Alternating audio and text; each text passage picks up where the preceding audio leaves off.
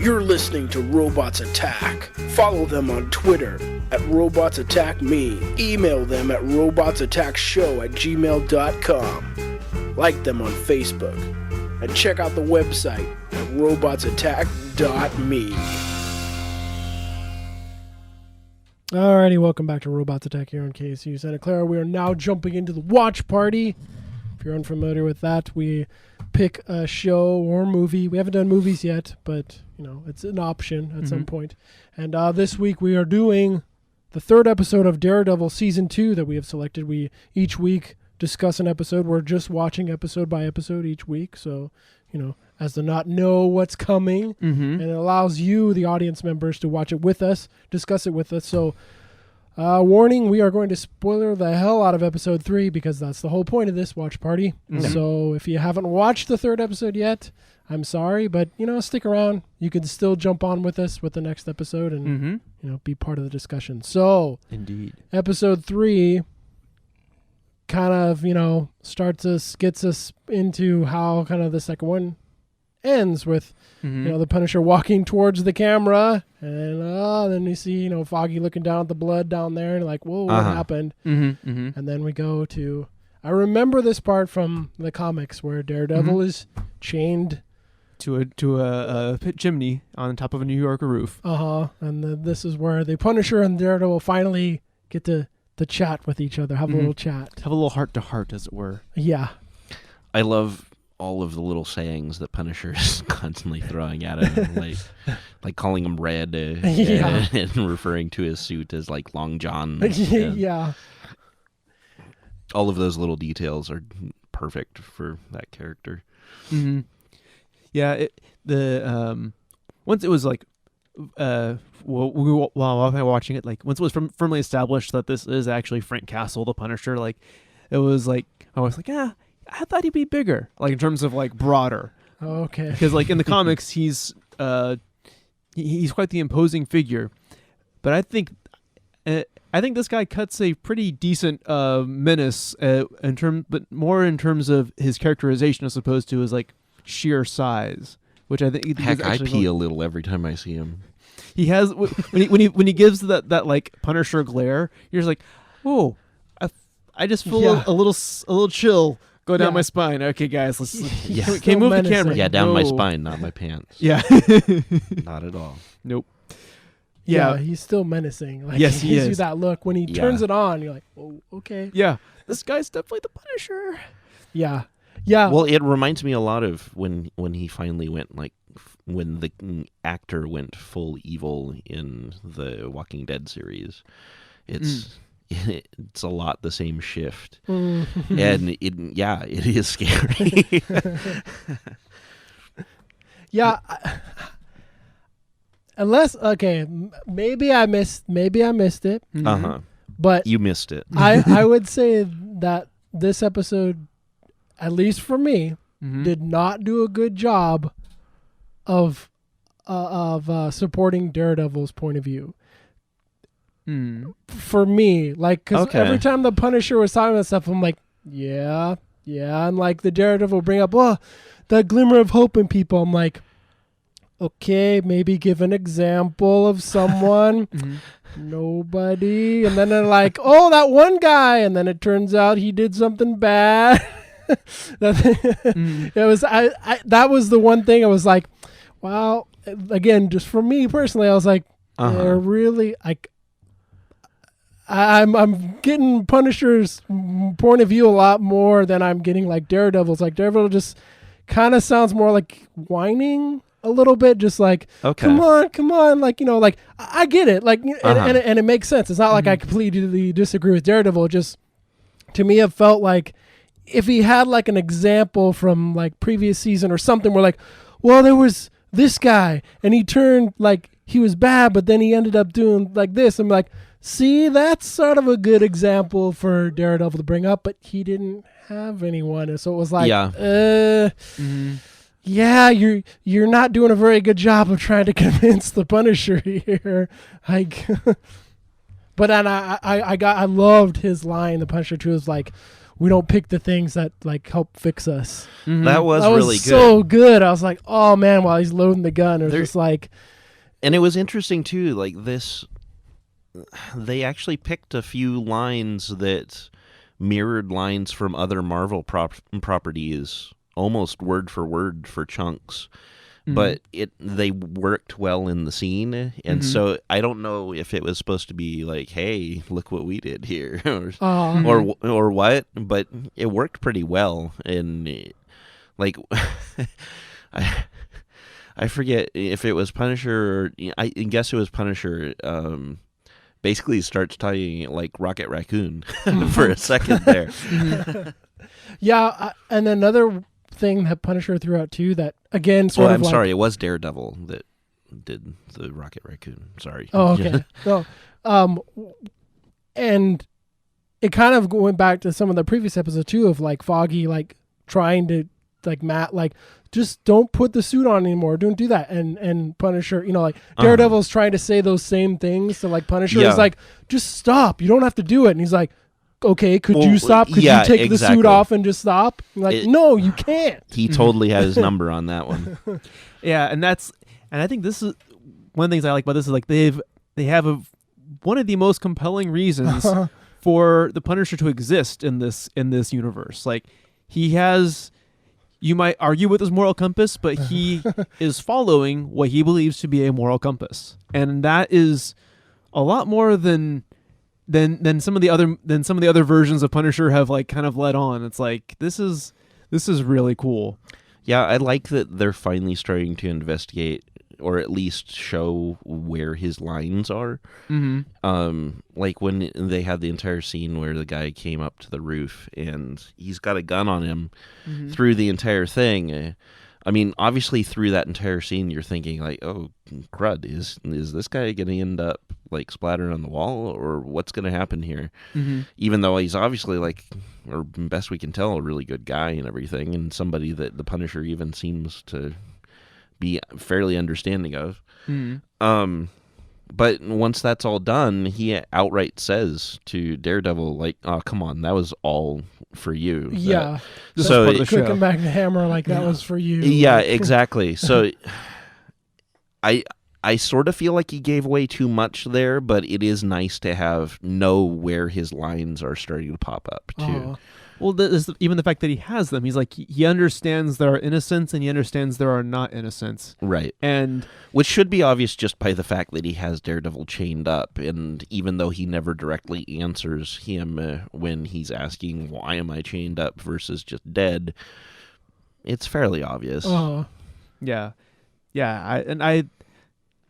I like that. And one of our astute listeners also brought up a point which I think is salient to what we're all discussing here, is that Good word. Thank you.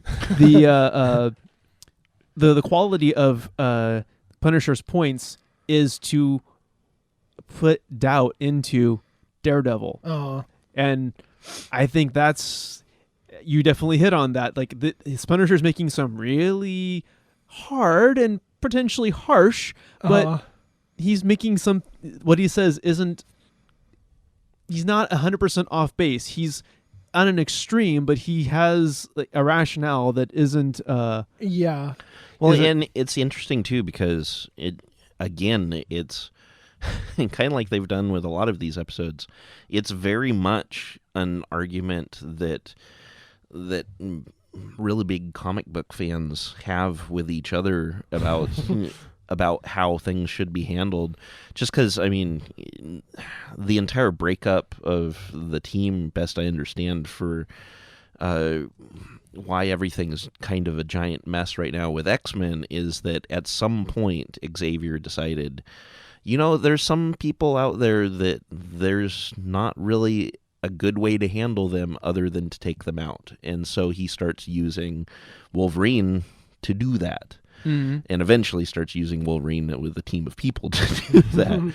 And that revelation, when everybody else finds that out, that like splits everybody up. And so it's kind of interesting to see them investigating those same things, even though arguably it's not a Marvel property at this point. right. but it's still very much the same themes that people are really familiar with from different comics right now. Mm-hmm. Yeah, I could see where maybe the show was trying to, like, when you go towards the end with the scenes in the hospital, Mm-hmm. and we get a returning character, Right. the chaos Which I was very happy about. Yeah. of the chaos. No, the returning character. The return of Rosario Dawson. I the was Night afraid. Nurse. Yeah. I was afraid that she wasn't going to show up in the season. Um, I shouldn't have been. I should have known. You Yeah. can't keep that talent out of television. You can't. and- It's impossible. And she made reference to Jessica Jones. That's being in true. Jessica Jones. Mhm. Yeah. But yeah, The scene the with Foggy. chaos. Yeah. Mhm. that like Punisher, I mean, they don't outright say it, but it's assumed that like all this all those gang members, like everyone in the hospital, and, like all the chaos that's in there and sort of something is because of like what's happening with the Punisher. Right. And Yeah, people he's- are like, oh, you know, who's causing all this? Like, oh no, we think it's this gang, it's just fighting this game. So it's like, I'm curious, I was wondering if that was sort of the show's kind of attempt Mhm. to sort of side a little bit more with Daredevil in a way, but Yeah. you could argue the same thing with Daredevil. Like, he creates this chaos amongst a bunch of people too. I mean, I guess the difference is like where the Punisher has stayed in the shadows, Mhm. so like people don't know who's actually causing it, where like Right. the Daredevil, like they don't know who he is, but they know like, oh, it wasn't this other gang, it was Daredevil. You can quote, see unquote. that doubt But- even about Daredevil with Dawson's character also. Mhm. And just because she openly recognizes that he creates a lot of havoc that there's no way around. But I think she does say though that like it's good that he is Yeah. out there. So I just overall I think like it would have been nice maybe if Daredevil could have had an example of someone that sort of turned around. It's like in Jessica Jones, there's an example of her. I mean, not to Right. spoil stuff with that if you haven't watched it, but there's a character in that sort of gets turned around. You know, like never did anything like horrible, but Yeah, I mean, there's a lot of redemption stories in that, arguably. but that one you kind of see, you know, like from. The progress. Yeah, that's true. So it's like there's that, but that was Jessica Jones. So Mhm. you know, like, but yeah, that was just something like would have been cool if Daredevil could have had. Well, I kind of wonder if this is sort of going to be their last push where he gets to win an episode. I have a feeling next episode is probably going to be where some bigger things happen, where it starts to show the cracks in his way of looking at it. The Punisher. The The just Punisher. to clarify. Speaking of cracks, though, holy crap, that fight scene though, Daredevil when he had the chain and the gun, that was pretty cool. That was pretty cool. Yeah. Wife and I both were like, wow, Daredevil looks really cool with the chain. I'm not gonna lie. Like, Yeah, This is kind of what we wanted Ghost Rider to do in a lot of ways. yeah. Nick Cage. Oh. Well, Do not utter that name in the presence of the phrase Ghost Rider.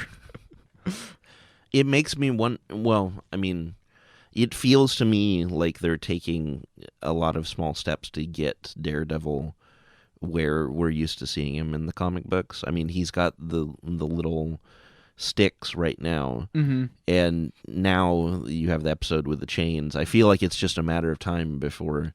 I think the next thing is going to be him with sticks with chains, and then he's going to end up full on Daredevil with the sticks with the ropes instead. Eventually. Yeah. But they're slowly moving towards that. It's what it feels like to me. Which is not so bad because it is kind of nice that like the armorer guy, the guy that helped him build the suit in the first place, like it's a somewhat natural progression from one stage to the next, and he's not a miracle worker. He doesn't like, well, here's your new suit. It's like, Yeah. no, man, this is a lot of work. I can't just fix It's it. gonna take some time. I'm gonna have to build you a It's new gonna take one. a few episodes. All right, man. Come on. Yeah. Well, plus, like, I also like that they actually like acknowledge like how kind of modern armor works. Like when it takes the impact that saves your life, that's the end of that piece of armor. You have to get a new piece, and it's like Yeah. that's how a lot of You're impact talking works. about episode 2. But I'm just kidding. I'm just teasing you. But yeah, so you? we should also mention like the DA had like information on Punisher and stuff that Karen was ended up getting like by kind of going to Yeah, that a guy, lot of like, information hey, apparently. Yeah, I did not expect that. So yeah, it definitely gives you a little bit more insight, or at least shades of insight, into what's going on with him, which doesn't necessarily spell out the same stuff that we're used to from Frank Castle either. So Yeah. I gotta say, I'm guessing they put this in there just to like have. It felt really weird that the guy that they were offering the witness protection program and ended up using him as bait. Like he called Karen to say, "Screw you guys, I'm not coming home," and then like hung up. Was like, what was the point of that? Like, it's not that we see him again later on in the episode when the Punisher brings him. It just felt so weird. Like there was no reason for him to call because he just like. It's not like he wanted another deal. He was just like, "Screw you guys," and then hung up. It was like, okay. To me, that's like a completely human thing. Like humans very, very often make the choices that make the least amount of sense, especially in times of intense emotional stress, like being shot at and being used for bait. Yeah, I don't know. I understand. I get it. It felt like wasted screen time. It was just like this didn't. It's not like he was trying to get another deal or anything. It was just like, okay, getting his digs in before he cuts out. Yeah, I don't know. Before he gets killed. I felt like it was probably their excuse to throw a little bit more screen time at her character, but I could be wrong on that. Because it seems like they try and break up the episodes pretty often with just catching up with all of the different characters, and they're not necessarily the most meaningful scenes in the world, but it ends up it gives a pleasing flow to the series to me. And I think it also might have been a reminder that this character did survive. That the can't remember what his name is now, but the guy that wanted to go to witness protection, he made it out, and he hadn't left the city yet, which made it plausible for Frank to go out and pick him up. Yeah, that might have been the entire purpose of it, just as the reminder, like, hey, this guy is still around. But yeah, I guess they built up the Punisher so well that like I wouldn't question his ability to get this guy and like bring him to Daredevil. Like if he just like, I wouldn't be like, how did the Punisher get that guy? Like, that guy's like taken down tons of people and stayed in the shadows and all these things. I am no doubts that he'd get that guy and bring him there. Like, as far as if that honestly, was the reason. for me, it felt kind of weak from the opposite direction. It felt like too much stuff was assumed to happen in the shadows of Daredevil being knocked out.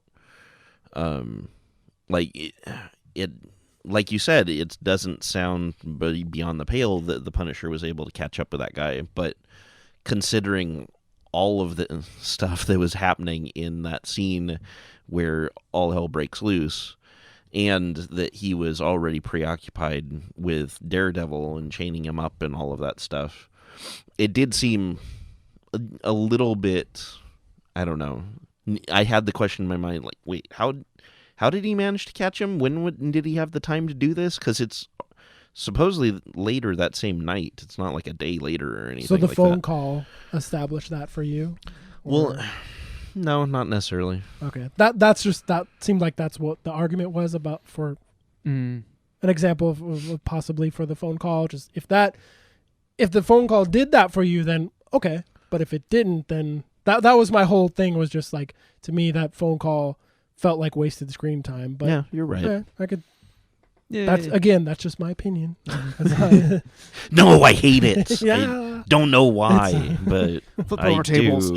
Yeah, the internet. Everyone hated me. Must all agree with me. Pitchforks and stuff. Mm. Yeah, I actually I like this episode because I find it with these kind of episodes where you get the insight into the minds of the two kind of central characters really interesting. Because one, they made Frank maybe not sympathetic, but you kind of understand why you kind of root for his insight, even if not his methodology. And at the same time, you're also like, oh, Daredevil also is trying to believe in humanity and the system of justice with which he does his best to stand up with until he can't actually use that as the club, and so he uses an actual club to take people out. Yeah, I thought it was interesting when he did throw it in him. I was like, oh, would you lose somebody? Oh, well, boo-hoo, everybody loses somebody, yeah. you know? But then he kind of comes back and was like, we all got dead people. If you've been in a war, like an actual war, like Right. like, oh, okay, sorry, Mr. No. Punisher. I guess not. Yeah, definitely. Oh, and I thought it was interesting too. Like while he was saying that,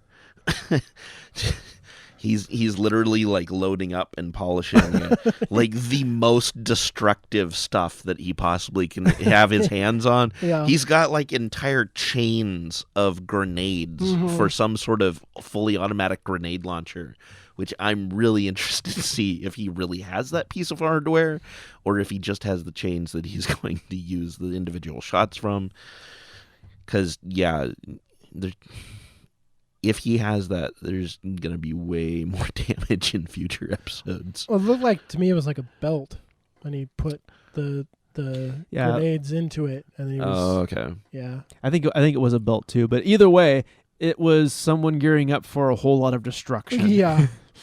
'Cause- Yeah. When the gun got knocked over the side, I was like, oh no, he's gone. Like, oh no, he lost that thing. Oh no, man. Yeah.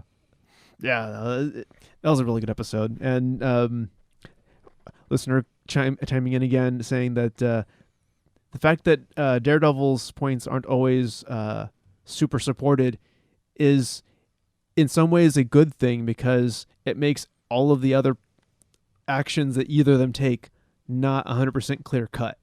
Like they're both operating within like a very gray area of mentality and society and stuff like that. It's like, No.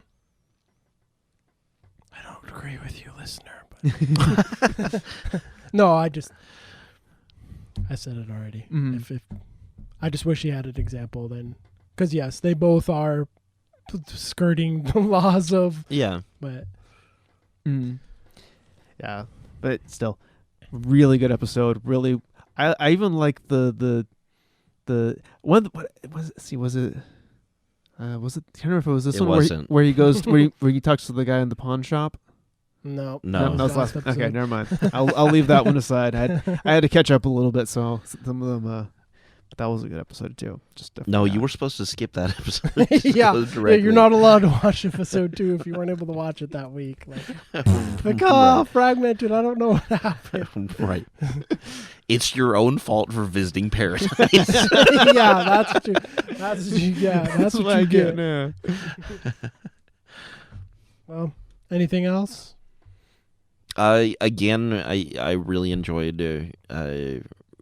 Well, like you mentioned, the scene where everything's falling apart in the hospital, and we see Rosario Dawson.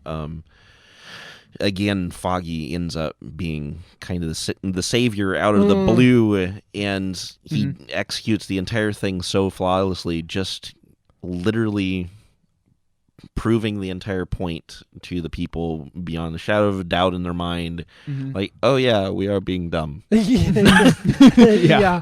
I'm gonna Maybe we appeal should to stop that. I'm going to appeal to your selfish interests. Oh, That's right. what you care about right now. Because that's You what I do. do Because I'm a this. lawyer. Yeah, you do this in front of officers, you can go over assault, you're in trouble. Right. I'm going to be the one that has to come to defend you. And I mean, that's why I feel like the ultimate argument for that's going to push it the opposite direction towards Daredevil's way of thinking, I think that's coming in the next episode, and it's going to hit hard. And I have a feeling because of the way that they've been framing Foggy in the previous 2 episodes, where he is kind of the morality of any given situation, and like the victorious morality of the given situation. I feel like he's probably going to be the one that ends up shining the light, maybe on both of them, that the Punisher is probably going to be like, oh crud, I did mess up, but it's going to also probably give Daredevil something to think about too. yeah, But not necessarily like smack him in the face. yeah, Yeah, the Foggy's character is the moral grounding for the Daredevil like series, like almost in any of them. Like he's the one that keeps things like he's the voice of sanity in the midst of verging psychosis and sociopathy. I'm just so glad how well done it's been. That's the Yeah. thing. Like, Yeah. Anytime they have a character like that in stuff, they end up very quickly becoming the character that everybody hates. It's like, Yeah. oh, come on, just shut it. I don't want to hear yeah, about your morality. yeah, yeah.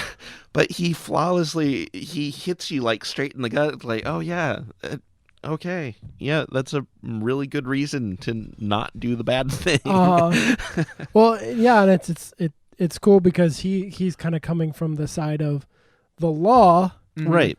and but still like human morality, but using, instead of vengeance or something like that, it's like I'm using the law to like help and stop the situation. So that's a neat balance too, of where you got Punisher on one end, Daredevil on another, and then Yeah. Foggy But is, you bring up something that's interesting. Well, what I think is interesting about both of these characters is that arguably they're both about vengeance right now. And like Daredevil, he can't usually prevent things outright.